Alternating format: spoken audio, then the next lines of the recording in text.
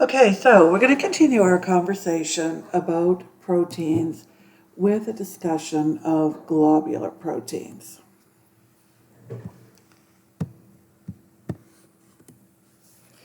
So we didn't really talk that much about categorizing the shapes of proteins or proteins by shape when we were talking about primary, secondary, tertiary, and quaternary structure. So what we're going to do is have that conversation now. So we're going to have some proteins that are globular in shape. So we've talked about some of them already, again, without referencing that. We've talked about enzymes. We're going to spend a lot of time on enzymes. We talked about hemoglobin, but only talked about it as a buffer. And again, not really getting into shape. But hemoglobin is a globular protein, and we're going to spend a pretty decent amount of time on it today, talking about it as a transport protein. Insulin's going to be our wheelhouse. We'll do it now. We'll do it again in endocrinology in Try 3. Antibodies are something he'll talk about in immunology, so we won't really get into that. We're going to have some fibrous proteins too: hair, wool, skin, nails, things like that.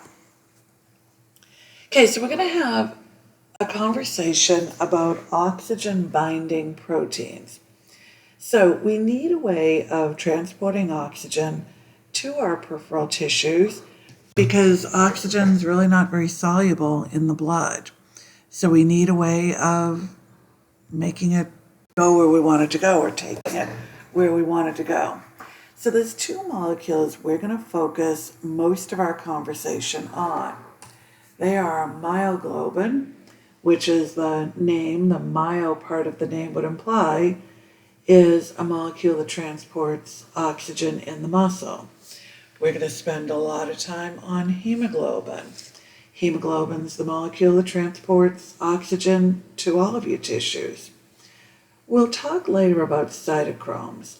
Cytochromes are pretty big molecules that have something in the middle that we can usually oxidize or reduce, or combined molecules such as oxygen.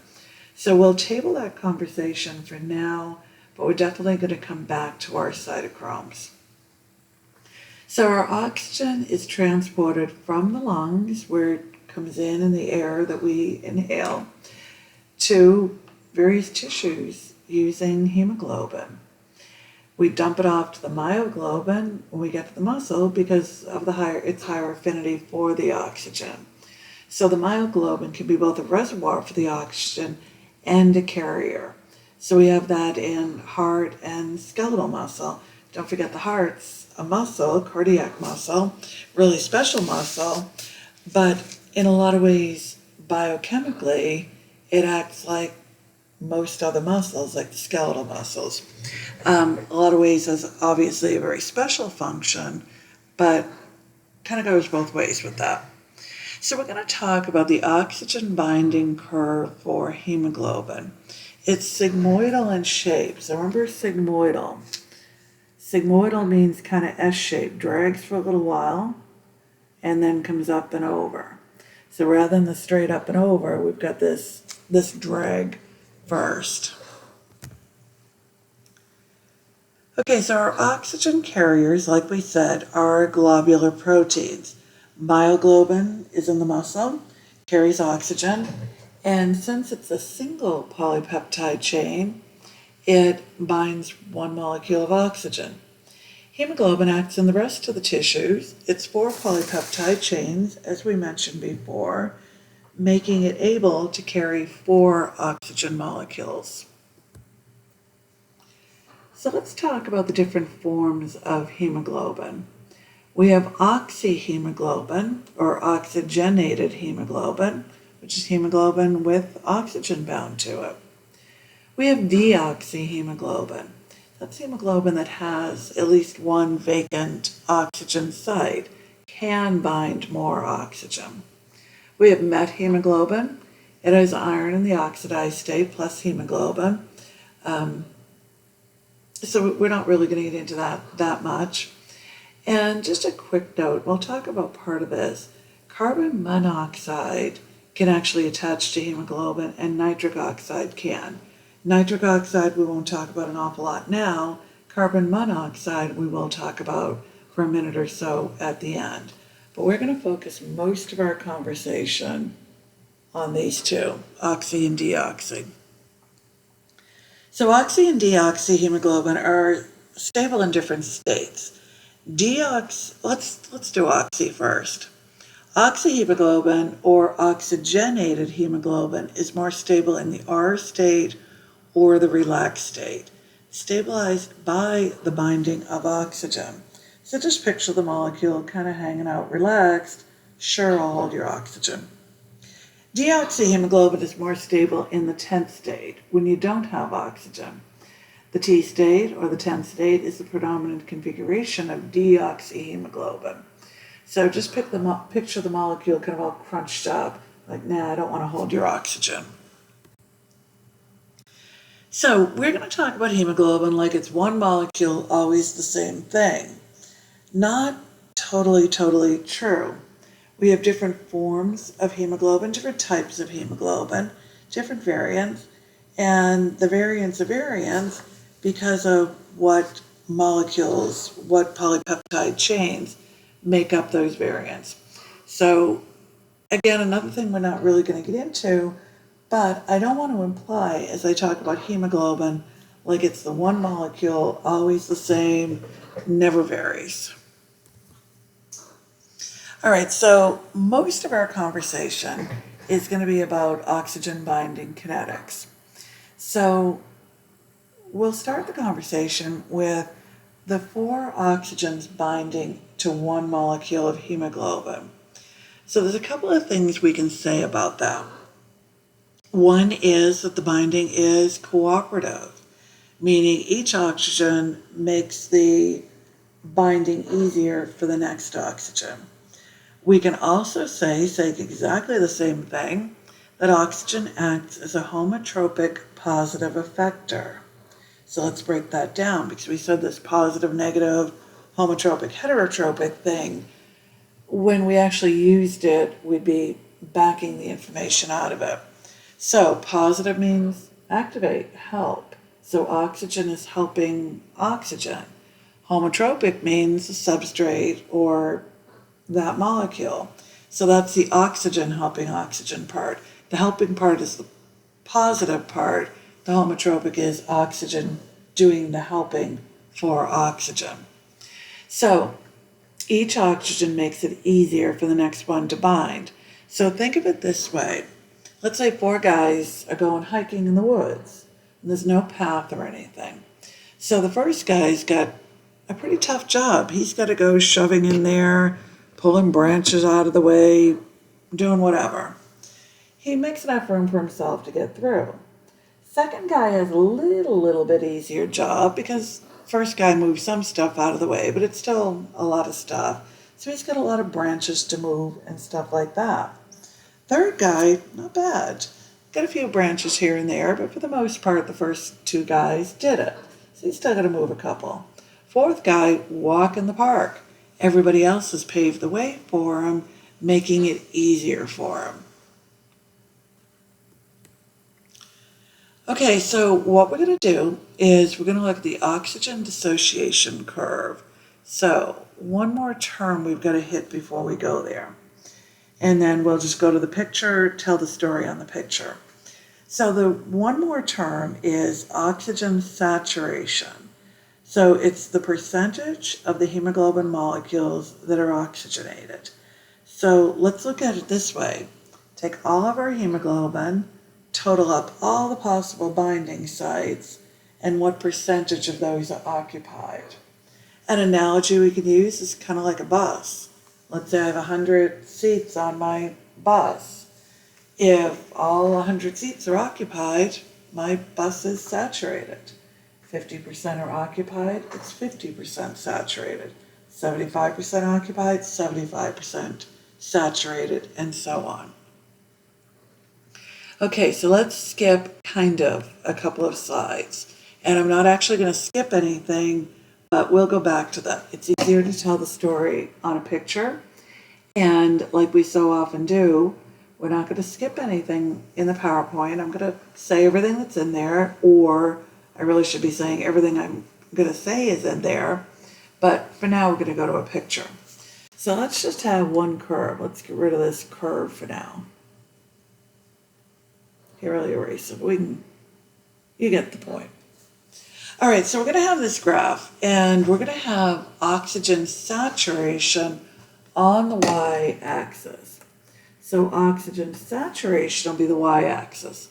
So oxygen saturation is the number of possible binding sites, available binding sites that are full. This graph just so happens to express everything full as a 1, half full as a 0.5, and that's fine. I kind of don't like it, but I just don't like it, it's fine.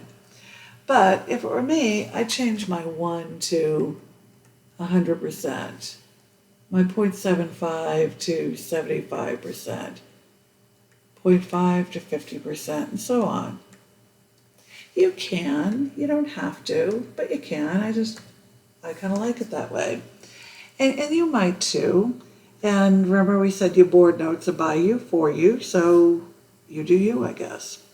So I like that 100%, 75%, 50%, 25%. So it'd be like, if all the seats on my bus are full, it's 100% saturated. If 75% are full, it's 75% saturated, and so on. So that's my y-axis. My x-axis is oxygen concentration in the environment. And of course, hemoglobin's environment is the blood. So X is oxygen concentration. I'm not totally correctly using my square brackets, but I kind of like those too, just for the generality of them. So oxygen saturation is a function of concentration. Everything else is the function. So when I say that, though, you should be saying, well, yeah, I kind of expected that. And think about why you would be saying, yeah, I kind of expected that. And the reason is we have an equilibrium story going on. So I'm going to have the concentration of oxygen on my hemoglobin in equilibrium with the concentration of oxygen I have around my hemoglobin. So it's kind of like, let's go back to our bus thing. Let's say we have the bus, we're going to drive the bus at Disney World from the parking lot up to the entrance. So if I pull that bus up to the entrance at 5 o'clock, when all the parents have just had enough, all the kids are screaming, they're over it, that's it. What am I going to have happen? Well, I've got tons and tons of people there. All the parents are over it. They all want to get to the parking lot and get out of there. So because I have a ton of people there, I'm going to occupy all the seats on the bus. My equilibrium is ton of people in my environment means 100% saturation on my bus. All the seats occupied. Same idea with hemoglobin. If I have a ton of hemoglobin a ton of oxygen in the environment, that's going to mean I'm going to occupy all the available binding sites on my hemoglobin. Or let's look at the story again with the bus. Let's say I'm still driving the bus and I go up to the gate at, 10 or 11 in the morning. Are there going to be many people there? No. They just paid $100 per person to get in there. They're going to hang out, do their thing, whatever. There's nobody standing there. They don't want to leave yet. They're just settling into being there. So, hardly anyone there, maybe a couple people. So how many seats on the bus are going to be occupied? Hardly any. So again, I'm establishing an equilibrium between the number of people in the environment, almost none, and the number of seats on my bus that are going to be full, almost none, just a few. So now I'm down at much lower oxygen saturation. Okay, so we're going to take that story and we're going to apply it finally to hemoglobin. Hemoglobin is an oxygen transporter. So I'm going to start my story in the lungs. We're going to avoid saying right or left for now. So up here, we're going to call more positive on the x-axis. Down here, we'll call less positive. A little goofy, but there really is a method to my madness. So what I'm going to do is I'm actually going to tell the story from more positive to less positive.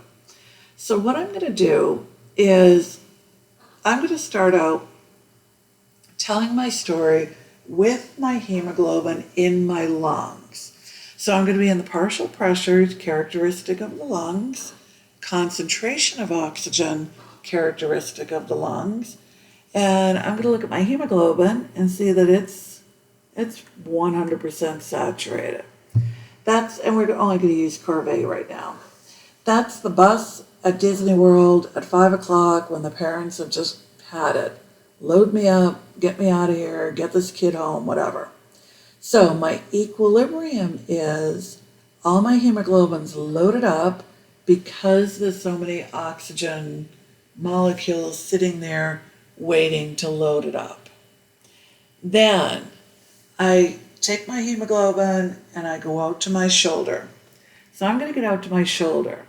And let's say partial pressure characteristic of my shoulders is whatever this is, 35. And we're not going to worry an awful lot about units. They're there. So when I get out to that partial pressure, or to that point, to my shoulder, the concentration of oxygen is lower. So I'm going to establish a new equilibrium.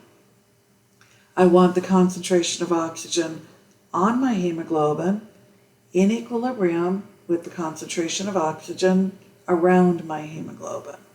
So since around is lower, we're down here now, my saturation is going to be lower. I don't know, 80%. Something like that. I'm just making it up. We get over here. So that's what's going on in my shoulder. Then my hemoglobin keeps going. Now we go out to my elbow. I get, I don't know, here. I have a concentration of oxygen, I don't know, 30 millimeters of mercury. Making it up. I have no idea what the concentration of oxygen in your elbow is. So let's say it's 30. So I have a lower concentration of oxygen in my environment now. It's going to give me a lower saturation. And don't forget, to get that lower saturation, I'm dropping oxygen off. Okay? Well, that makes sense because my job is I'm trying to deliver oxygen. I want my hemoglobin to deliver oxygen. That involves dropping it off. I keep going now. I get out here. Partial pressure characteristic of my wrist. I don't know, 25. Again, making it up. To get an equilibrium, I've got to drop off more oxygen. I've got to lower my oxygen saturation. Let's say I go to 16 now. Because I have a new equilibrium, less oxygen in the environment, I've got to lower my oxygen saturation. So to do that, I drop off. Keep going. My pinky finger. Down here. What am I at? 20. Over here, 30% saturation. New equilibrium because I have less oxygen in the environment. Now I'm going to have less on the hemoglobin to get an equilibrium. Getting an equilibrium made me deliver some oxygen. So that's our story. The only thing is I told the story kind of chunked up in finite pieces. I said I go from my lungs to my shoulder to my elbow. It's really a continuous story. So it's a continuous story through here, not my little landmarks. So it's a continuous story actually all the way along.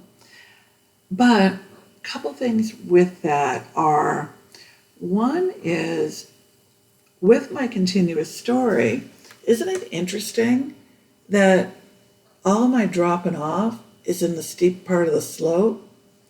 And you should be saying at this point, well, yeah, that's kind of cool. It makes sense because I'm getting more oxygen delivered by virtue of having that steep slope. Okay, well, what do I mean by that? Well, what slope? I know you guys are having PTSD from college algebra, but it's delta y over delta x. My change in my x-axis, which in our kind of goofy little example was 80% to 30%, pretty decent change, over my change, or my change in my y-axis, I'm not sure if I said x or y, so my delta y, over my change in my x-axis. My delta x is kind of small. So what that means, because my y-axis had a big change, going from 80 to 30 or whatever, that's a big change. That's a lot of oxygen dropped off. Over delta x, little change in concentration. So that means we have a lot of oxygen dropped off pretty efficiently, which is really what we want out of this. The other thing is, I tell the story very finitely. Of course, it's a very continuous story. Also, I told the story very, very linearly. It sounded kind of linear. I'm going to my shoulder, I'm going to my elbow, I'm going to my wrist. Well, as you can see from the graph is anything but linear. Well, why is that? Well, what I have to do, I'm going to chunk it up again and make my finite pieces, but what I have to do is I've got to deliver enough oxygen but not deliver too much oxygen. So I load up my hemoglobin in my lungs. My hemoglobin goes out to my shoulder, all loaded up with oxygen. What I have to do is drop off enough oxygen so that my shoulder gets the oxygen it needs, but not drop off so much that there's none left for my elbow, my wrist, my pinky finger. When I go to my elbow, the same thing. I've got to drop off enough that my elbow gets what it needs, but not so much that there's nothing left from my wrist, my hand, my pinky finger, and so on. So this enough, not too much story just so happens to be this sigmoidal shape.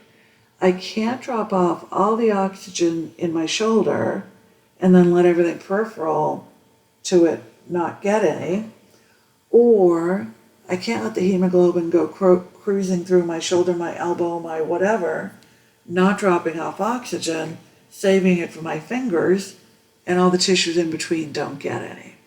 So that enough, not too much, again, is this curve. Okay, so now let's talk about shifting. Let me get rid of a lot of my mess here. We'll clean up the whole mess.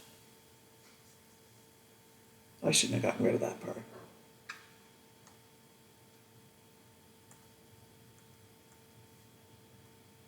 I'm going to leave my percents. I still like percent. And again, totally up to you. I like it. You might hate it. That's one of the big reasons, again, you're making your notes by you, for you. You want it in 0.5, 0.1, or 0.5, 1, whatever, by all means do that. All right, so we just told our story on curve A.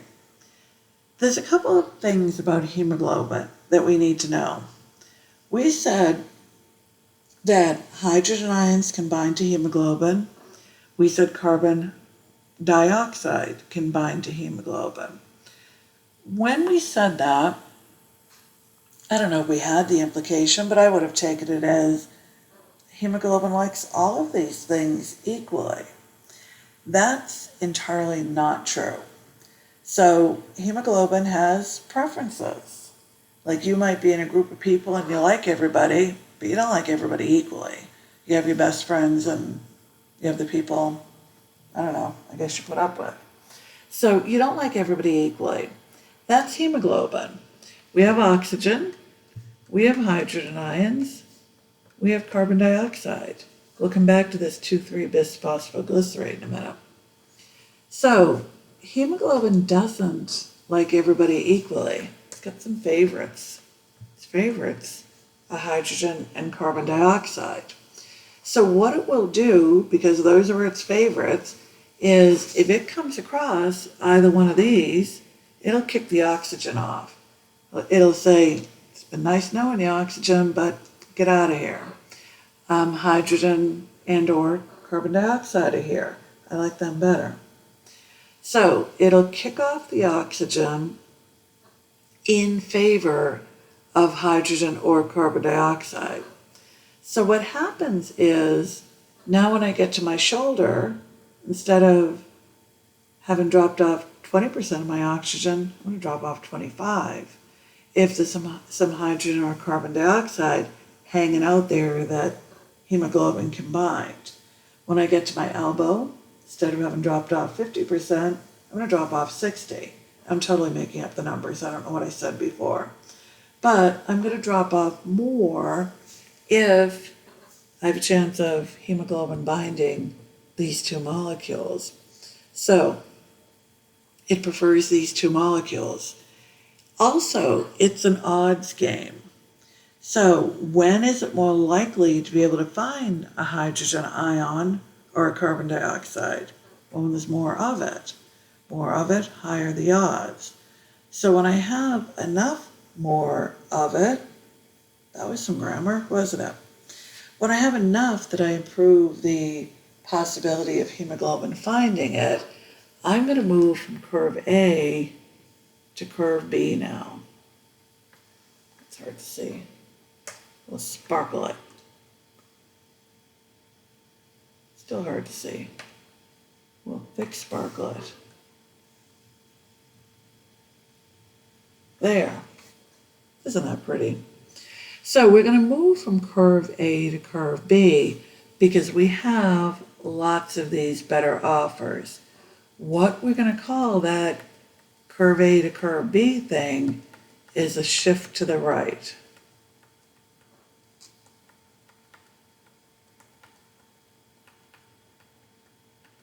All right, that's pretty, but really hard to see.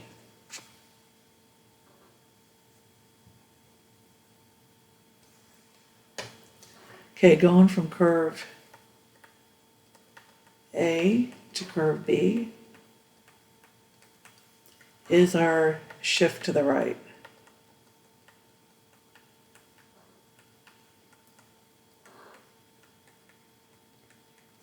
So it's our shift to the right. We went from curve A to the one to the right of it, which is curve B. We did that because we're going to drop off more oxygen sooner, as in against a higher concentration of oxygen already there, because we have these better offers that hemoglobin would really rather bind. So an increase in concentration shifts us to the right. Theoretically, an increase in concentration of hydrogen or carbon dioxide. But remember H2CO3 that dissociates into carbon dioxide and water, or into hydrogen ion plus bicarbonate. Based on that, based on the equilibrium, remember, if one goes up, the other goes up.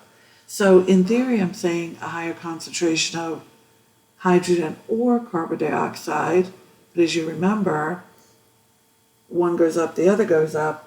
I should be saying a higher concentration of hydrogen ion and carbon dioxide. So the concentration goes up, I'm going right. Concentration goes up, I'm going to the right. There's a name for this, and let's back up. The name for this is called the Bohr effect. So the Bohr effect is a shift to the right as a result of an increase in the hydrogen ion concentration. I always do it this way, because when I do it this way and we walk through it and I say, here's what's going on, oh, by the way, it's got a name, and the name is the Bohr effect, it's usually no big deal. If I try doing the Bohr effect before we do the rest of it, it's usually not good. So that's my shift to the right. So what I would remember is an increase in concentration shifts right. But let's talk about something for a minute. If my hydrogen ion concentration is increased, what's that mean my pH is doing? Well, pH is the negative log. Log is an inverse function of the molar hydrogen ion concentration, so pH is going down. Be careful there. When I do this in class, y'all look at me like, yeah, I've known that since the 10th grade, come on. But what I have seen happen is some changes with the questions. And with your questions that you're going to answer, we're able to get all the statistics on them, which is always really interesting, because what I can do is say something one way one term, see how it goes, say it a different way the next term, see how it goes. And one of the most interesting parts of it is I can ask the same question multiple different ways and see if I get different stats on it, and I do. Or I could ask the question and look at the distractors. Sometimes the wrong answer that you picked is even more enlightening than any other part of it. So what I have found is if I talk purely about concentration going up, you pick shift to the right, no problem.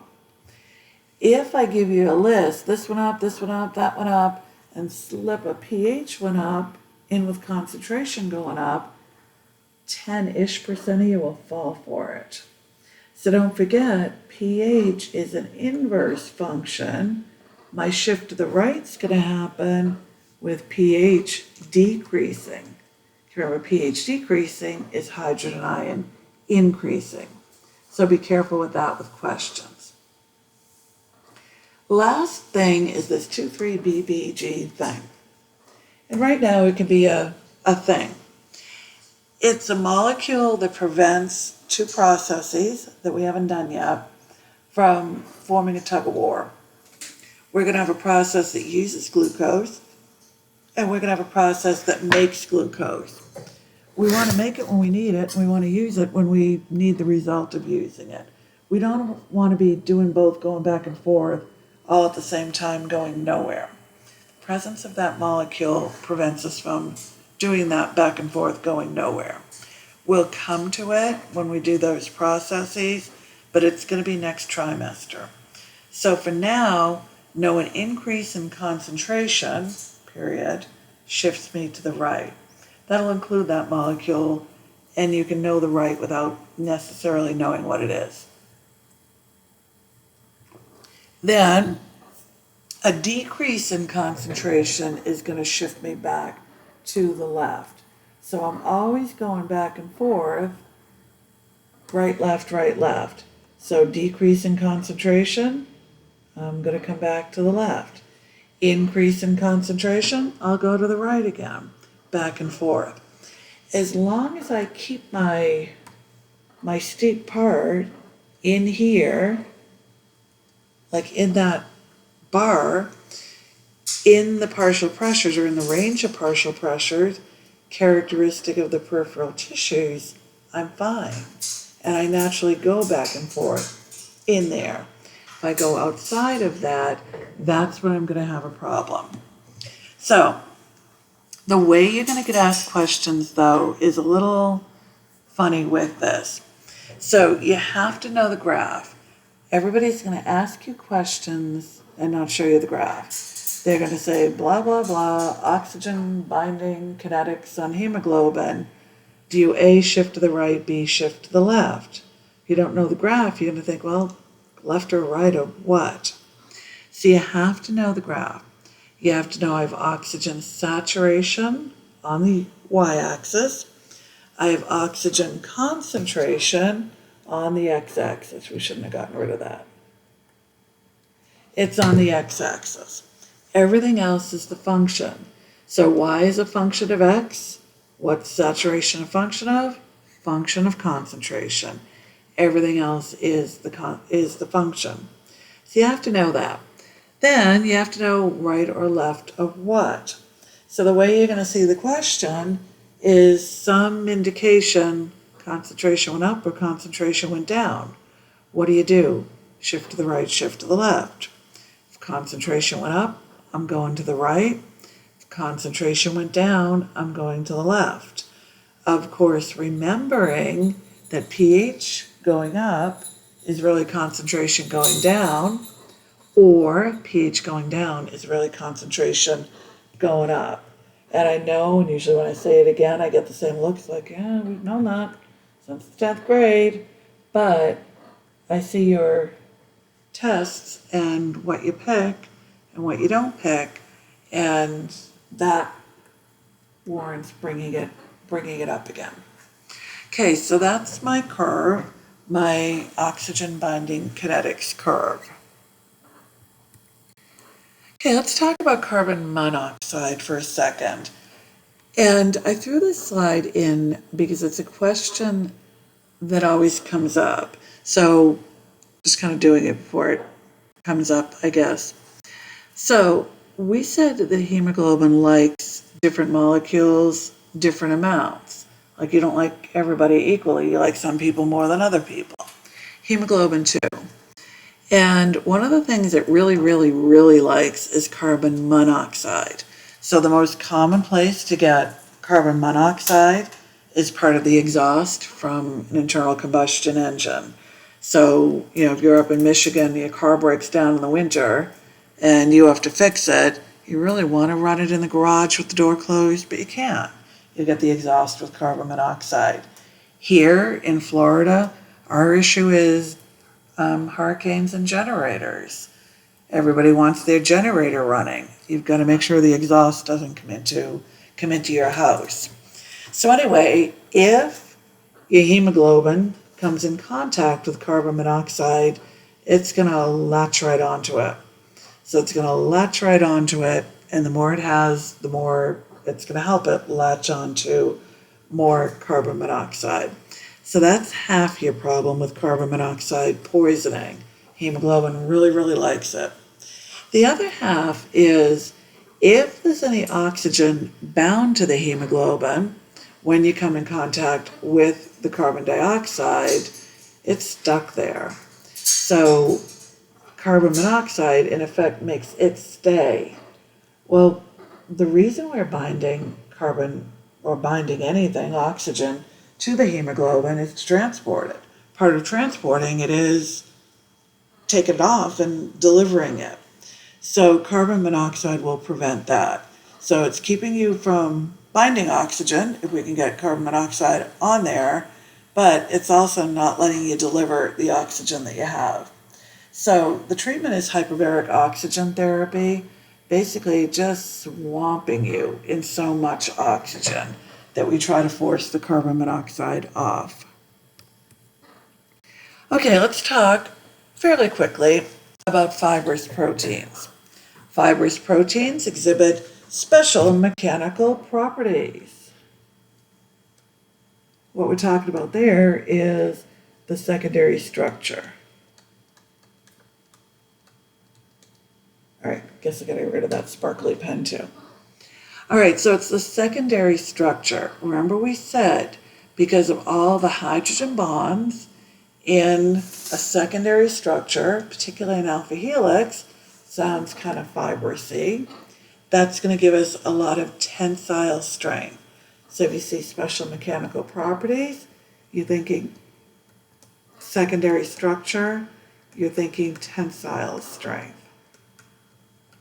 Strength against tension, pulling on it kind of strength. So a fibrous protein, as you can imagine from the term, is fiber-shaped, a long piece of string.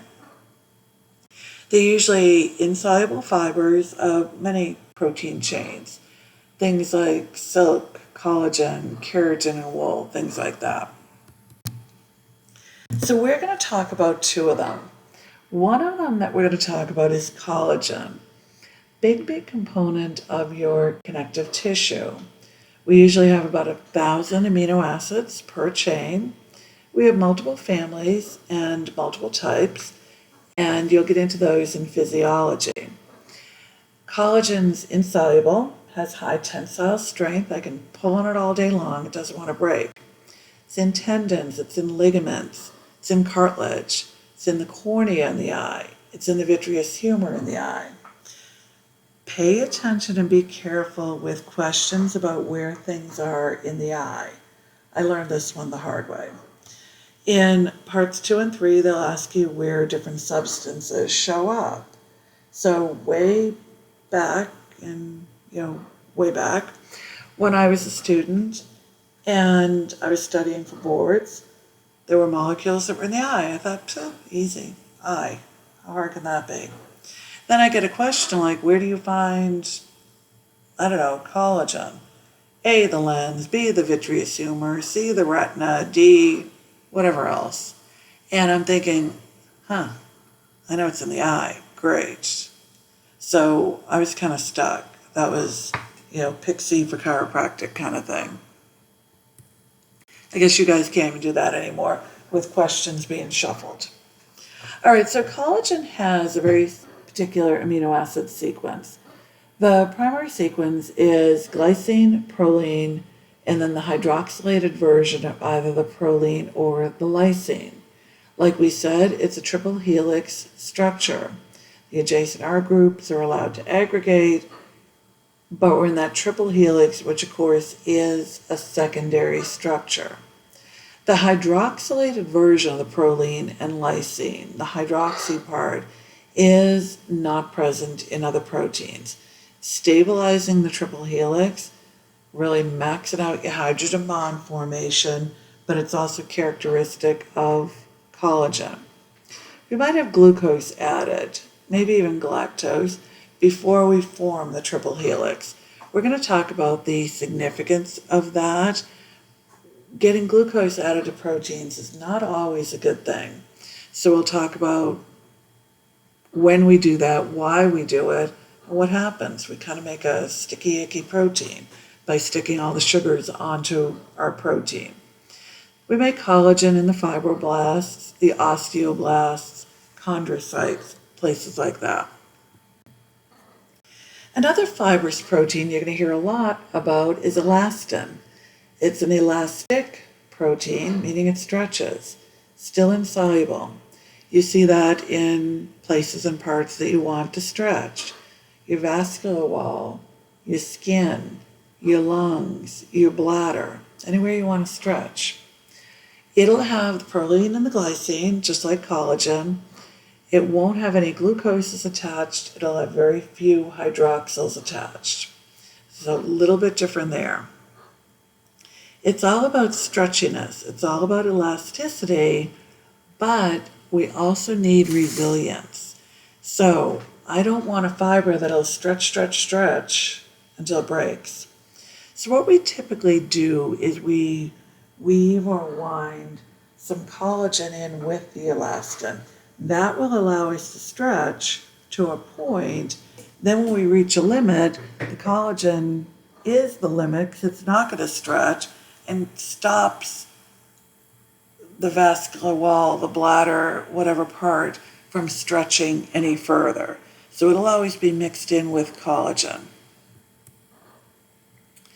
Okay, we're going to talk about one condition, and again, I'm not going to hold you to any pathologies, but I want you to look at the pathologies and look at the disconnect in the normal biochemistry that results in the pathology. So the condition we're going to look at is osteogenesis imperfecta, also known as brittle bone disease. It's a genetic bone disorder where we're not forming the triple helix that is our collagen, or would form our type 1 collagen. So we have a bulge in the collagen complex preventing us from making that triple helix. So much of our bone is made up of collagen, we're not forming our bones properly. We have things called bendy bones, can result in fracture, rotated, twisted spine, and these patients often have a very humpback appearance. So like we said, it's a genetic problem. So very often it's fatal before the baby's actually even born. Okay, and that's as far as we wanted to go. So for now, that's going to be the end of our protein discussion. Our next stop is going to be a conversation about carbohydrates. So we'll go through same kind of thing, a lot of structure, which carb is which, what differentiates one from the other, things like that. So that'll be our next stop. We'll pick up on the next video with that, next module with that.